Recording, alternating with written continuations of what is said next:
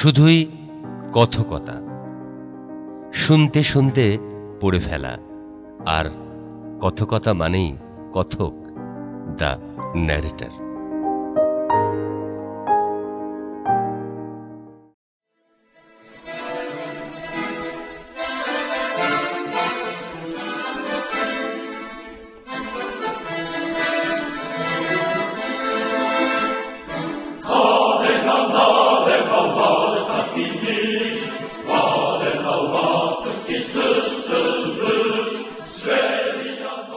চীনা কমিউনিস্টদের মৌলিক নীতিগুলি কি? মাও সেতুং ও অন্যান্য নেতৃস্থানীয় কমিউনিস্টদের সঙ্গে এ ব্যাপারে ১ ডজন বা তারও বেশিবার আলোচনা হয়েছে আমার। কিন্তু কমিউনিস্টদের নীতিগুলি পরীক্ষা করে দেখার আগে কমিউনিস্ট ও নানকিং সরকারের মধ্যে দীর্ঘ সংগ্রামের প্রকৃতি সম্বন্ধে কিছুটা ধারণা থাকা প্রয়োজন। উত্তর পশ্চিমের লাল অঞ্চলের চীনা কমিউনিস্টদের বুঝতে হলে, এমনকি সাম্প্রতিক ঘটনাবলী বুঝতে গেলেও ইতিহাসের কিছু তথ্যের দিকে অবশ্যই নজর দিতে হবে আমাদের। এখানে আমি তাই কমিউনিস্ট পার্টির পলিট ব্যুরোর ইংরেজি কথাবার্তায় পারদর্শী সাধারণ সম্পাদক লো ফুর বা চ্যাং ওয়েন তি এন এর বক্তব্যকে একটু বিস্তৃত করে বলছি। পাও আন এ তার সঙ্গে দীর্ঘ আলোচনা হয়েছিল আমার।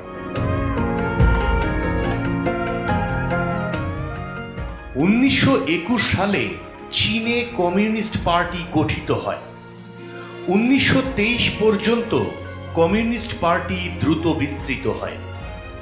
1923 সালে জাতীয়তাবাদী দল নামে অভিহিত ডক্টর সান ইয়াত সেনের কুওমিন্টাং দলের সঙ্গে কমিউনিস্ট পার্টির দ্বিদলীয় মৈত্রী গড়ে ওঠে। ডক্টর সান পৃথকভাবে লেনিন পরিচালিত রুশ কমিউনিস্ট পার্টির সঙ্গে মৈত্রী করেছিলেন এবং এই মৈত্রীর ফলে রাশিয়ার কাছ থেকে বৈষয়িক ও রাজনৈতিক সাহায্য পেয়েছিলেন। তখন কুওমিন্টাং ক্ষমতায় আসেনি, তবে দক্ষিণ চীনের প্রাদেশিক যুদ্ধবাজ গোস্বামীরা সমর্থন করেছিল ডক্টর সান। ক্যান্টনে বৈদেশিক শক্তিগুলি দ্বারা স্বীকৃত এবং উত্তর চীনের যুদ্ধবাজ ভূস্বামীদের দ্বারা সমর্থিত পিকিং সরকারের প্রতিদ্বন্দ্বী অস্থায়ী নিখিল চীন সরকার স্থাপন করতে ডক্টর সানকে সাহায্য করে তারা। 1923 ও তার পরবর্তী সময় থেকে কুওমিন্টাংকে লেনিনের পার্টির নীতি অনুযায়ী রুশ উপদেষ্টাদের সাহায্যে পুনর্গঠন করা হয়। ডক্টর সানের মতানুযায়ী চীনের কমিউনিস্ট পার্টির কয়েকজন সদস্য কুওমিন্টাংয়ে যোগ দেন। ডক্টর সান ছিলেন জাতীয়তাবাদী দেশপ্রেমিক এবং তিনি চাইছিলেন চীনের সার্বভৌম স্বাধীনতা পুনরুদ্ধার করতে। তাছাড়া তার সামাজিক বিপ্লবের ধারণা, যেমনটি ব্যক্ত হয়েছে তার জনগণের ৩ নীতিতে, ছিল সংশোধিত পুঁজিবাদ ও সমাজতন্ত্রবাদের ধোঁয়াটে সংমিশ্রণ। কমিউনিস্টরা ডক্টর সানের জাতীয় স্বাধীনতার আকাঙ্ক্ষাকে সমর্থন করেছিল, কিন্তু তাদের লক্ষ্য বরাবরই সর্বহারার একনায়কত্বের দিকে অবিচল থেকেছে। দূর প্রাচ্যে রাশিয়ার বিপ্লবী স্বার্থের কথা মাথায় রেখে মস্কো প্রথমে, অর্থাৎ 1918 থেকে 1922 সালের মধ্যে পিকিংয়ের যুদ্ধবাজদের সঙ্গে একত্রে কাজ করেছিল। 1921-22 সালে কমিউনিস্ট আন্তর্জাতিক সংস্থা কমিন্টার্নের প্রতিনিধি হেনরিকাস স্পিডিভিলিয়েট ডক্টর সান ইয়াত সেনের সম্ভাবনাময় ভবিষ্যতের অনুকূল বিবরণ নিয়ে ফিরে আসার পর চীনে ক্ষমতাবান মিত্রদের পুনর্মূল্যায়ন করে তারা। চীনের আন্তর্জাতিক উন্নতি ঘটানোর জন্য তার পরিকল্পনা পশ্চিমীরা বর্জন করার পর সম্পূর্ণ মোহমুক্ত হয়ে ডক্টর সান কমিনটার্নের অনুমোদিত প্রতিনিধি অ্যাডলফ জোফে মারফত প্রস্তাবিত রুশ সাহায্যকে অভিনন্দন জানান। সান জোফে চুক্তি সম্পাদনার পর সোভিয়েত নীতি স্পষ্ট করে পুনরায় ব্যাখ্যা করা হলো এবং নতুন সম্পর্ক শুরু হলো। সান জোফে যৌথ ইস্তেহারে যে ত্রিপাক্ষিক মৈত্রীর ভিত্তি রচিত হয়েছিল তাতে তারা একমত হলেন যে কমিউনিজমকে সফলভাবে প্রতিষ্ঠা করার উপযুক্ত পরিস্থিতি এখানে এখনো আসেনি। অন্যদিকে চীনের প্রধান ও আশু লক্ষ্য হচ্ছে জাতীয় ঐক্য এবং জাতীয় স্বাধীনতা অর্জন, এবং এই সংগ্রামের জন্য রাশিয়ার সাহায্যের ওপর নির্ভর করতে পারে চীন। সান জোফে যৌথ ইস্তেহারে যে তিনটি পক্ষের মধ্যে এই মৈত্রীর ভিত্তি রচিত হয়েছিল সেই তিনটি পক্ষ ছিল কুওমিন্টাং, চীনের কমিউনিস্ট পার্টি এবং সোভিয়েত রাশিয়া। মিখাইল বরোদিন যখন ডক্টর সানের উপদেষ্টা হয়ে এবং সোভিয়েত মিশনের প্রধান হিসেবে 1922 সালের শেষের দিকে ক্যান্টনে উপস্থিত হলেন, তখন তিনি সোভিয়েত পলিট ব্যুরোর প্রতিনিধি এবং যে কমিনটার্ন ইতিমধ্যেই সোভিয়েত বৈদেশিক নীতি বাস্তবায়িত করার সহায়ক সংগঠন হিসেবে পরিচিত হয়েছে তার প্রতিনিধি হিসেবে দ্বৈত পদে অধিষ্ঠিত হলেন। এই দ্বৈত নীতির ফলে রুশ জাতীয় স্বার্থের সঙ্গে চীনের কমিউনিস্ট পার্টির স্বার্থগত দ্বন্দ্ব প্রথম থেকেই ছিল এবং এই বিরোধের নিষ্পত্তি কখনো হয়নি। চীনা কমিউনিস্টরা যতদিন যুক্ত ছিল ততদিন এই মৈত্রীর স্থায়িত্ব কুওমিন্টাং কর্তৃক দুটি বৃহৎ উদ্দেশ্যের স্বীকৃতির ওপরেই নির্ভরশীল ছিল। প্রথমত, সাম্রাজ্যবাদ বিরোধী নীতির আবশ্যকতা, বৈপ্লবিক কার্যকলাপের দ্বারা রাজনীতিগতভাবে দেশের আঞ্চলিক আধিপত্যে এবং আর্থিক বিষয়ে পুরোপুরি সার্বভৌমত্ব প্রতিষ্ঠা করা। দ্বিতীয়ত, সামন্ততন্ত্র বিরোধী এবং সমরবাদ বিরোধী অভ্যন্তরীণ নীতির অনুসরণ, জমিদার ও যুদ্ধবাজদের উৎখাত করা এবং নতুন পদ্ধতিতে সামাজিক ও রাজনৈতিক জীবনকে গঠনমূলক কাজের সাহায্যে গণতান্ত্রিক উপায়ে পরিচালিত করা হবে বলে কমিউনিস্ট পার্টি ও কুওমিন্টাং একমত হয়েছিল।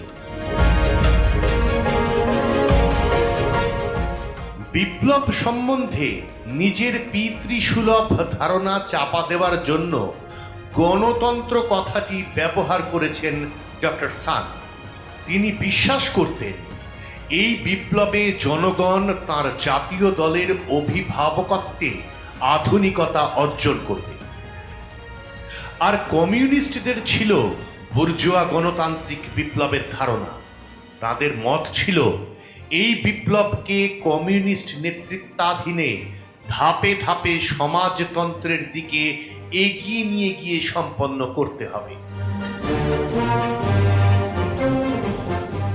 ক্যান্টনে প্রতিষ্ঠিত এই দ্বিদলীয় সরকার কুওমিন্টাংয়ের কেন্দ্রীয় কার্যনির্বাহী কমিটির সদস্যদের নিয়ে গঠিত হয়েছিল এবং 1924 থেকে 1927 পর্যন্ত কুওমিন্টাংয়ের কেন্দ্রীয় কার্যনির্বাহী কমিটিতে কমিউনিস্টরা অন্তর্ভুক্ত ছিল। নিজস্ব সংগঠনের থেকে এটা কিন্তু মোটেই যথেষ্ট বৈধ বা গণতান্ত্রিক ছিল না, কারণ কুওমিন্টাংয়ের কেন্দ্রীয় সংস্থাগুলিতে কমিউনিস্টদের সদস্য সংখ্যা 1/3 মধ্যে বেঁধে দেওয়া হয়েছিল। কমিউনিস্টরা মনে করত ডক্টর সানের বুর্জোয়া গণতান্ত্রিক বিপ্লব সফল করা একান্তই প্রয়োজনীয়, কারণ পরে যে সমাজতান্ত্রিক সমাজ স্থাপন করতে হবে এটি তার প্রাথমিক স্তর। গণতান্ত্রিক স্বাধীনতা ও মুক্তি আন্দোলনের সমর্থনে কমিউনিস্টদের এই দৃষ্টিভঙ্গি যুক্তিসঙ্গত বলেই মনে হয়েছিল। বিপ্লব সম্পূর্ণ হওয়ার আগেই 1925 সালে ডক্টর সান ইয়াত সেন মারা যান। 1927 সালে কুওমিন্টাং ও কমিউনিস্টদের মধ্যে সহযোগিতার অবসান ঘটে।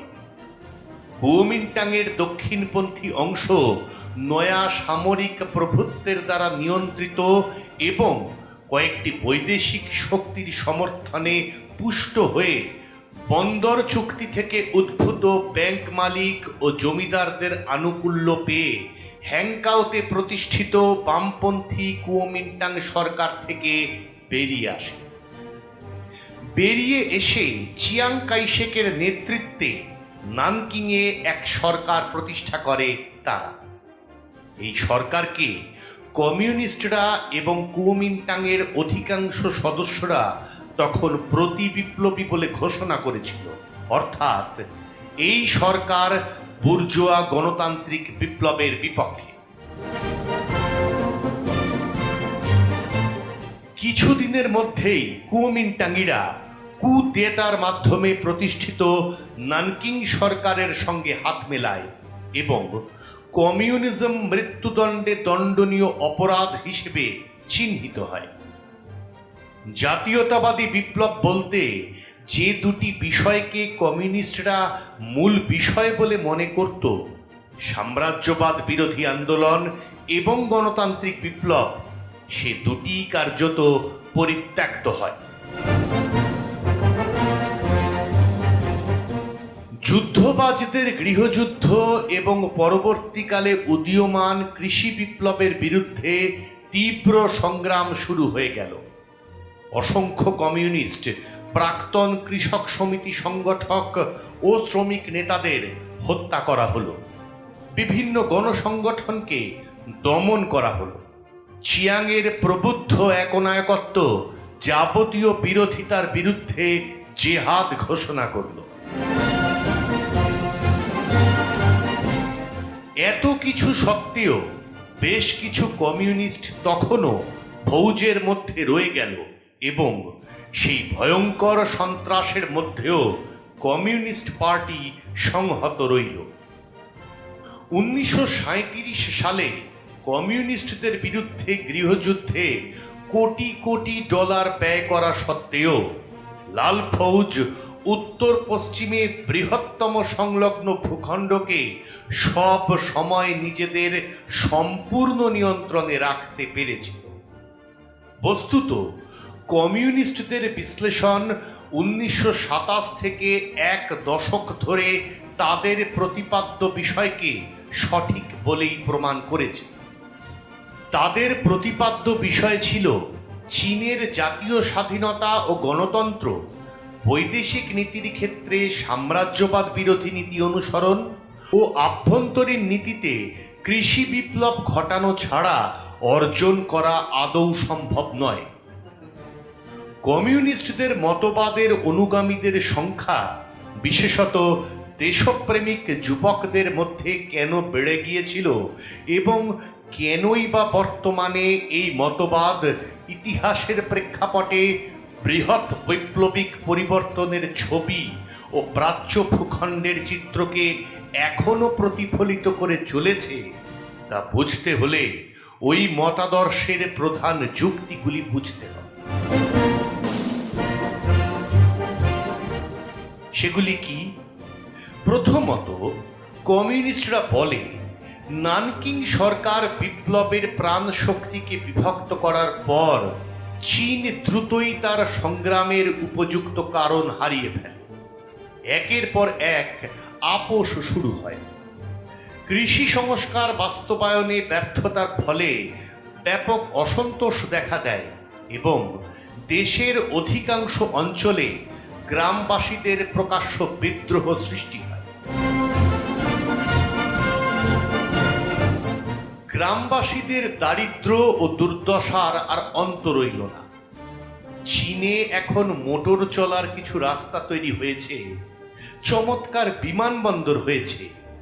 কনফুসিয়াসের মতাদর্শের পরিপ্রেক্ষিতে নতুন জীবন আন্দোলন শুরু হয়েছে, কিন্তু তার পাশাপাশি প্রতিদিনই বিপর্যয়ের খবর আসছে এবং এই বিপর্যয় চীনের মানুষের জীবনে যেন এক দৈনন্দিন ঘটনা হয়ে উঠেছে।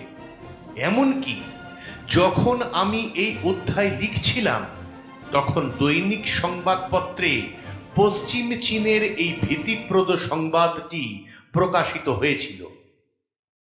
হোনান, আনহুই, শেনসি, কানসু, ছেচুয়ান এবং কুইচোতে দুর্ভিক্ষ পরিস্থিতি চলেছে বলে জানা গেছে। বহু বছর ধরে যে ভয়াবহ দুর্ভিক্ষ চলছে তেমন ভয়াবহ দুর্ভিক্ষের সম্মুখীন চীন এর আগে কখনো হয়নি। হাজার হাজার লোক ইতিমধ্যেই মারা গেছে। সাম্প্রতিক ছেচুয়ান দুর্ভিক্ষ সহায়তা কমিশনের এক সমীক্ষায় জানা গেছে যে 3 কোটি লোক এখন ওই প্রদেশের দুর্ভিক্ষ কবলিত অঞ্চলের মধ্যে রয়েছে এবং ওই অঞ্চলের লক্ষ লক্ষ মানুষ গাছের ছাল ও করুণাময়ী মাটি খেয়ে আছে। খবরে প্রকাশ যে 4 লক্ষেরও বেশি লোক দুর্ভিক্ষ পীড়িত শেনসিতে আছে, 10 লক্ষেরও বেশি কানসুতে, 70 লক্ষের মতো হোনানে এবং 30 লক্ষ রয়েছে কুইচোতে। সরকারি কেন্দ্রীয় সংবাদ সংস্থা স্বীকার করেছে যে গত 100 বছরে যত দুর্ভিক্ষ হয়েছে তার মধ্যে সব থেকে ভয়াবহ হচ্ছে কুইচোর দুর্ভিক্ষ। কুইচো প্রদেশের 60টি জেলা দুর্ভিক্ষের গ্রাসে পড়েছে। ছেচুয়ান হচ্ছে এমন একটা প্রদেশ যেখানে 60 বছর বা তারও বেশি সময়ের কর আগাম আদায় করা হয়ে গেছে এবং চাষিরা হাজার হাজার বিঘে জমি ছেড়ে চলে গেছে, কারণ তাদের পক্ষে জমির খাজনা ও প্রচন্ড চড়া সুদ দেওয়া আর সম্ভব নয়।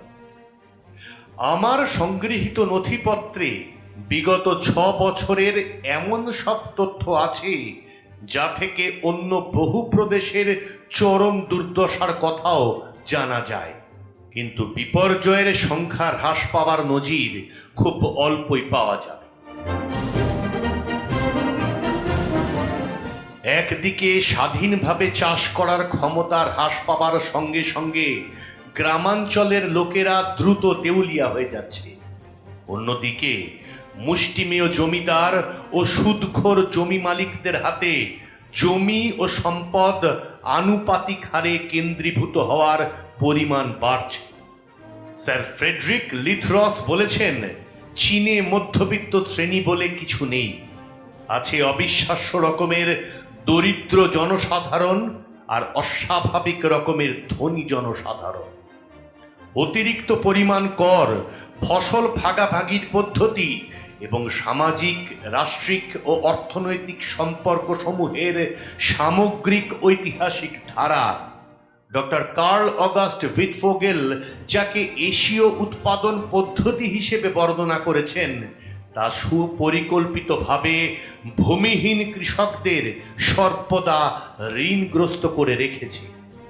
তাদের কোনো সঞ্চয় নেই খরা, দুর্ভিক্ষ ও বন্যার মতো আপৎকালীন অবস্থা মোকাবিলা করার ক্ষমতা।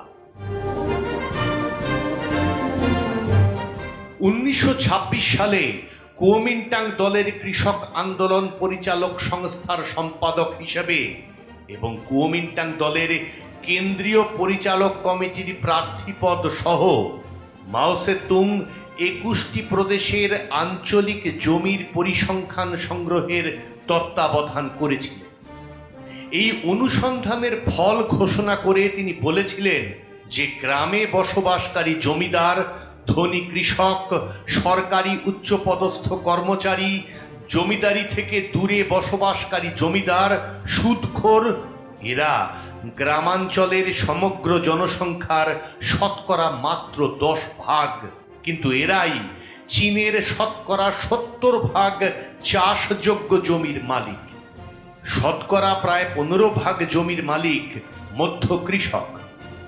কিন্তু গ্রামাঞ্চলের জনসংখ্যার শতকরা 65%-এরও বেশি হচ্ছে দরিদ্র কৃষক, প্রজাসত্ত্বভোগী প্রজা ও খামারের দিনমজুর, এবং এরা সবাই মিলে শতকরা মাত্র 10 থেকে 15% চাষযোগ্য জমির মালিক।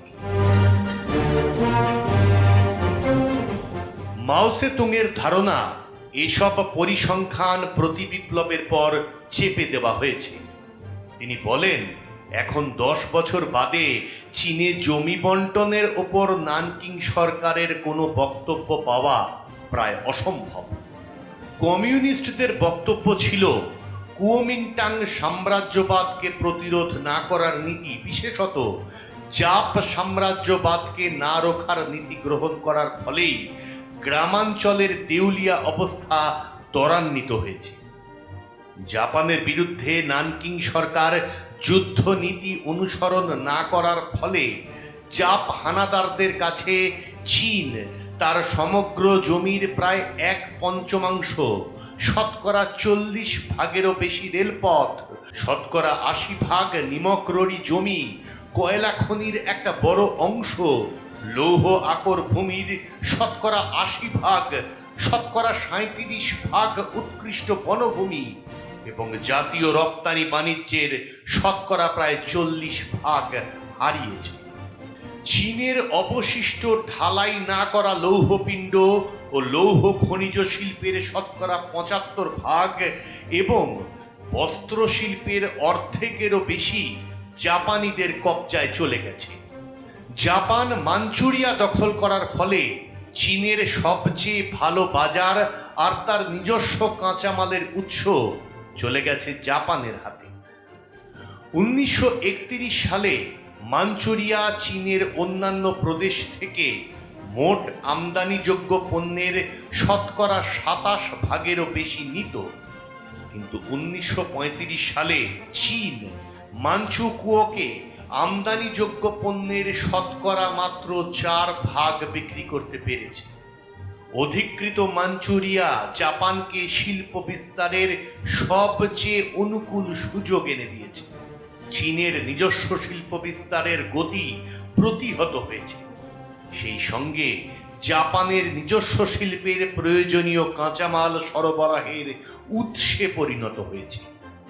মাঞ্চুরিয়া দখলের ফলে এশিয়া মহাদেশে এমন একটা ভূখণ্ড জাপানের এখতিয়ারে এসেছে যেখান থেকে সে দুর্দম গতিতে সারা চীনের ওপর আগ্রাসী নীতি চালিয়ে যেতে পারে।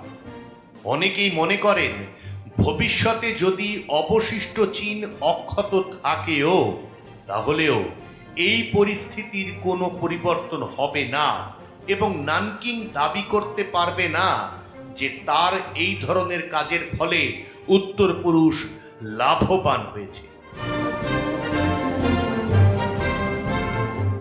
লালদের বিরুদ্ধে নানকিং এই যে 9 বছর ধরে যুদ্ধ চালিয়ে যাচ্ছে, তাতে কি লাভ হয়েছে? চূড়ান্তভাবে খতম করার জন্য কমিউনিস্ট বিরোধী 6ষ্ঠ অভিযান প্রস্তুতির বিরোধিতা করে উত্তর পশ্চিম মহাসভা নামে এক সংস্থা সম্প্রতি তাদের ইস্তেহারে কমিউনিস্ট বিরোধিতার ফলাফলের সংক্ষিপ্ত বিবরণ দিয়েছে। পুস্তিকাটি আমাদের মনে করিয়ে দিয়েছে যে একটি চূড়ান্ত খতম অভিযানে মাঞ্চুরিয়া জাপানের অধিকারে চলে গিয়েছিল, আর একটি খতম অভিযানে সাংহাই আক্রান্ত হয়েছিল। তৃতীয় চূড়ান্ত খতম অভিযানে জেহল প্রদেশ ছাড়তে হয়েছে, আর একটি অভিযানে পূর্ব হোপেই হাতছাড়া হয়েছে, এবং পঞ্চম অবশিষ্ট দস্যু নিশ্চিহ্নকরণ অভিযানে হোপেই ও চাহার প্রদেশের সার্বভৌমত্ব রীতিমতো ক্ষতিগ্রস্ত হয়েছে।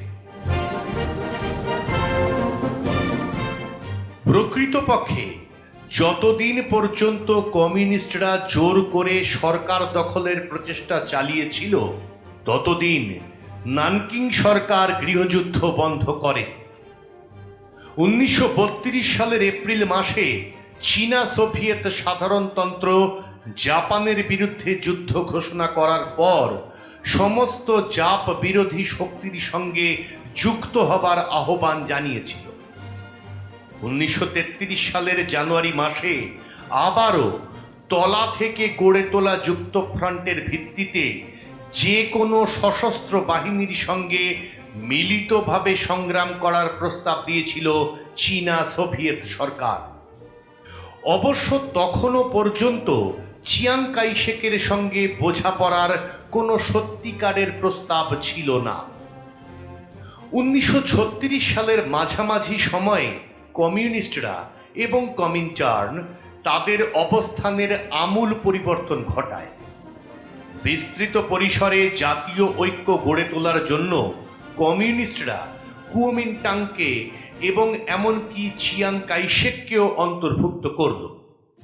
চীনের কমিউনিস্ট পার্টি তখন লাল ফৌজ এবং সোভিয়েত অঞ্চলগুলোকে কুওমিন্টাং কেন্দ্রীয় সরকারের অধীনে এক করার প্রতিশ্রুতি দিল এই শর্তে যে কুওমিন্টাং সরকার গণতান্ত্রিক প্রতিনিধিত্বমূলক সরকার প্রতিষ্ঠা করা, জাপানকে প্রতিরোধ করা, জনগণকে ভোটাধিকার দেওয়া এবং সকলকে নাগরিক অধিকার দেওয়ার যাবতীয় দায়িত্ব নিতে রাজি থাকবে। কিন্তু চিয়াং কাই শেকের কাছে কমিউনিস্ট আধিপত্যাধীন অঞ্চল বা তার দলের রাজনৈতিক স্বাধীনতা বিসর্জন দেবার ইচ্ছা মাওয়ের আদৌ ছিল না। কথাটা আমার কাছে স্পষ্টভাবেই বলেছিলেন তিনি। অন্যভাবে বললে কমিউনিস্টরা কুওমিন্টাংয়ের সঙ্গে মিলিত হতে রাজি ছিল যদি কুওমিন্টাং সরকার নিশ্চিতভাবে সাম্রাজ্যবাদ বিরোধী এবং সামন্ততন্ত্র বিরোধী জাতীয় বুর্জোয়া পরিকল্পনা বাস্তবায়িত করতে রাজি থাকে। কিন্তু এই দুটি মৌলিক উদ্দেশ্য সাধন সম্বন্ধে কমিউনিস্টরা স্পষ্টভাবেই বুঝেছিল যে স্বাধীন জাতীয় অস্তিত্বের জন্য সংগ্রামী হচ্ছে মুখ্য বিষয় এবং জমির প্রশ্নে আভ্যন্তরীণ সংগ্রামকে অদল বদল করে পরিচালনা করতে হবে। কমিউনিস্টরা আরো বুঝেছিল যে শ্রেণীবৈরিতা, যাকে বাদ দিয়ে কোনো কিছুই সুনিশ্চিতভাবে সম্পন্ন করা সম্ভব নয়, তাকে পরিচালিত করতে হবে বাহ্যিক চাপ বিরোধী সংগ্রামের সুষ্ঠু সমাধানের লক্ষ্যে। আমার সঙ্গে মাওয়ের এক সাক্ষাৎকারের উদ্ধৃতি এখানে উল্লেখ করা যায়। আজ চীনের জনগণের সামনে প্রধান বিষয় হচ্ছে জাপ সাম্রাজ্যবাদের বিরুদ্ধে সংগ্রাম। আমাদের সোভিয়েত নীতি চূড়ান্তভাবে রূপায়িত হয় এই সংগ্রামের মধ্য দিয়ে। জাপ যুদ্ধবাজরা সারা চীনকে দখল করে চীনের জনগণকে ঔপনিবেশিক দাসত্বের শৃঙ্খলে বেঁধে রাখার আশা করছে। জাপ বিরোধী যুদ্ধে জাপানের অর্থনৈতিক ও সামরিক বিজয়ের বিরুদ্ধে লড়াই সোভিয়েত রাজনীতি পর্যালোচনা করার সময় এই দুটি প্রধান কর্তব্যের কথা অবশ্যই মনে রাখতে হবে। জাপ সাম্রাজ্যবাদ শুধুমাত্র চীনেরই শত্রু নয়, সারা পৃথিবীর শান্তিকামী মানুষেরও শত্রু। বিশেষত প্রশান্ত মহাসাগরের সঙ্গে যেসব দেশের স্বার্থ জড়িত, যেমন America, Britain, France, Soviet Russia প্রভৃতি, জাপ সাম্রাজ্যবাদ তাদেরও শত্রু। জাপানের মহাদেশীয় নীতি, তার নৌবাহিনী সংক্রান্ত নীতি শুধুমাত্র চীনের বিরুদ্ধেই পরিচালিত হচ্ছে না, পরিচালিত হচ্ছে এই সব দেশগুলোর বিরুদ্ধে। আমরা বৈদেশিক শক্তিগুলির কাছ থেকে কি আশা করি? আমরা অন্তত এইটুকু আশা করি যে বন্ধু ভাবাপন্ন রাষ্ট্রগুলো জাপ সাম্রাজ্যবাদকে সাহায্য করবে না এবং নিরপেক্ষ নীতি অবলম্বন করবে। আমরা আশা করি এই দেশগুলো চীনকে জাপ আক্রমণ প্রতিহত করতে এবং জাপানকে পরাজিত করার যুদ্ধে সক্রিয় সাহায্য করবে। সাম্রাজ্যবাদ সম্পর্কে বলতে গিয়ে কমিউনিস্টরা জাপান এবং বন্ধু ভাবাপন্ন অনাগ্রাসী গণতান্ত্রিক পুঁজিবাদী রাষ্ট্রগুলোর মধ্যে সুস্পষ্ট পার্থক্য রেখা টানে। মাও সে তুং বলে চললেন, সাধারণভাবে সাম্রাজ্যবাদ সংক্রান্ত প্রশ্নে আমরা লক্ষ্য করেছি যে বৃহৎ শক্তিগুলোর মধ্যে অনেকেই নতুন বিশ্বযুদ্ধে জড়িয়ে পড়তে চাইছে না। এদের মধ্যে এমন কিছু দেশও আছে যারা জাপানকে চীন অধিকার করতে দিতে রাজি নয়, যেমন America, Great Britain, France, Holland আর বেলজিয়াম। এছাড়া আরো কতকগুলো দেশ স্থায়ীভাবে আগ্রাসী শক্তির দ্বারা বিপন্ন হওয়ার আশঙ্কার মধ্যে আছে, যেমন শ্যাম, ফিলিপিন্স, মধ্য আমেরিকার দেশগুলো, Canada, Bharatvarsha, Australia, Dutch Indies বা ইন্দোনেশিয়া প্রভৃতি। এসব দেশ জাপানের প্রত্যক্ষ আগ্রাসনের আওতার মধ্যেই রয়েছে। আমরা এই সব দেশকে বন্ধু বলে মনে করি এবং তাদেরকে আমাদের সঙ্গে সহযোগিতার আহ্বান জানাই।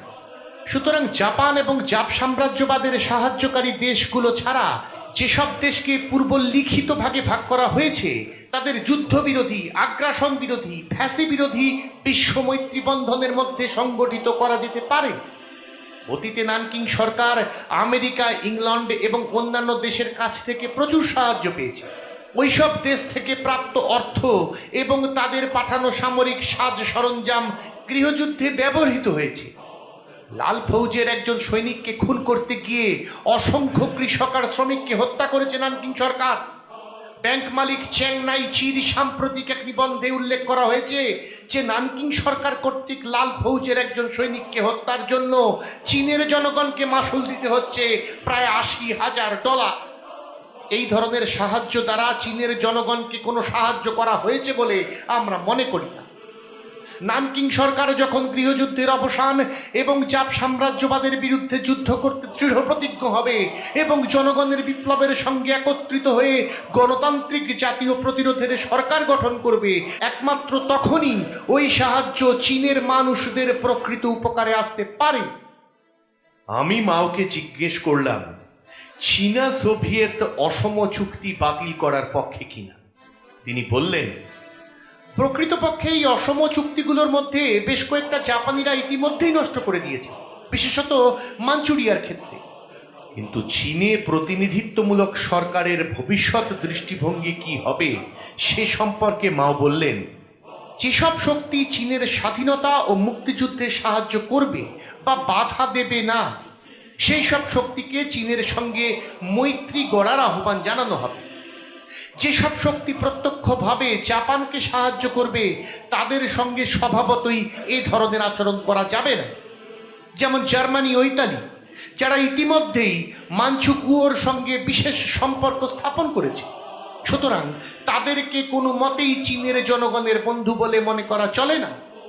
এইসব মিত্র শক্তির সঙ্গে চীন শান্তিপূর্ণভাবে উভয়ের পারস্পরিক স্বার্থে চুক্তি সম্পাদনের জন্য আলোচনা করবে।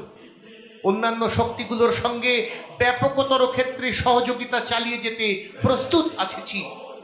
জাপানের ব্যাপারে বলা যায়, মুক্তি সংগ্রামের মধ্য দিয়েই চীন যাবতীয় অসম চুক্তি বাতিল করে দেবে, জাপ সাম্রাজ্যবাদের সমস্ত সম্পত্তি বাজেয়াপ্ত করবে এবং চীনের মাটিতে জাপানিদের যাবতীয় বিশেষ সুবিধা, বিশেষ অধিকার এবং প্রভাবেরও অবসান ঘটাবে। অন্য শক্তিগুলোর সঙ্গে সম্পর্কের ক্ষেত্রে আমরা কমিউনিস্টরা এমন কোনো পদ্ধতি সমর্থন করি না যা জাপ সাম্রাজ্যবাদের বিরুদ্ধে যুদ্ধে বিশ্বের দরবারে চীনের অবস্থানকে অসুবিধায় ফেলতে পারে। যখন চীন প্রকৃতই স্বাধীনতা অর্জন করবে তখন বৈধ বৈদেশিক বাণিজ্য সংস্থাগুলো আগের থেকে বেশি সুযোগ সুবিধা ভোগ করবে।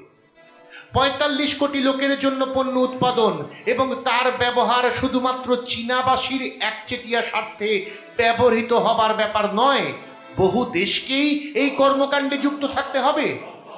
চীনের কোটি কোটি মানুষ প্রকৃত মুক্তি অর্জন করতে পারলে তাদের সুপ্ত বৃহৎ সম্ভাবনাময় উৎপাদিকা শক্তি সহ প্রতিটি ক্ষেত্রে সৃজনশীল কর্মক্ষমতা উন্মুক্ত হলে সারা দুনিয়ার আর্থিক অবস্থা এবং সাংস্কৃতিক মানকে উন্নত করতে পারে। কিন্তু অতীতে চীনের জনগণের উৎপাদিকা শক্তিকে স্পর্শ করা হয়নি বললেও চলে, বরং তাকে দমন করা হয়েছে। দেশি সামরিক গোষ্ঠী এবং জাপ সাম্রাজ্যবাদ উভয়ের দ্বারাই সে শক্তি অবদমিত হয়েছে।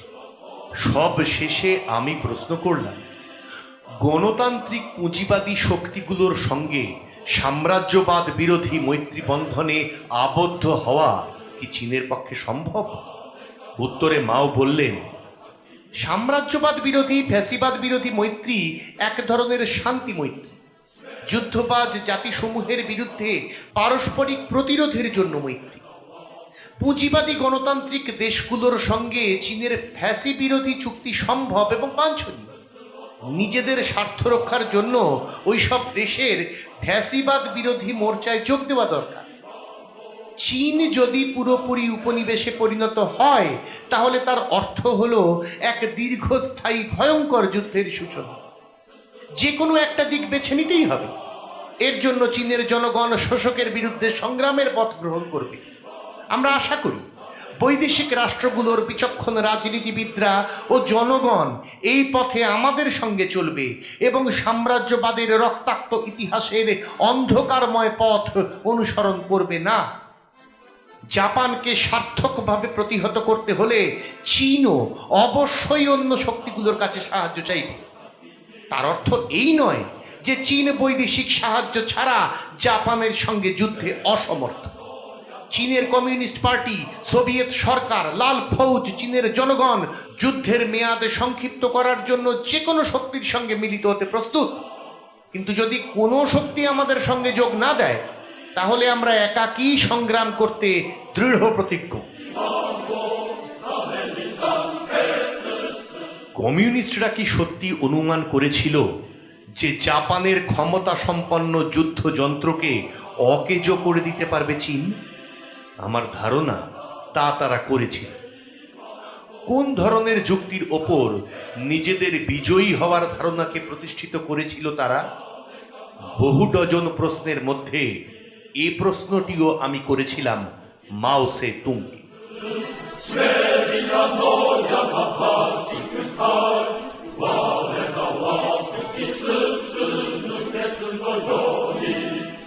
Kichi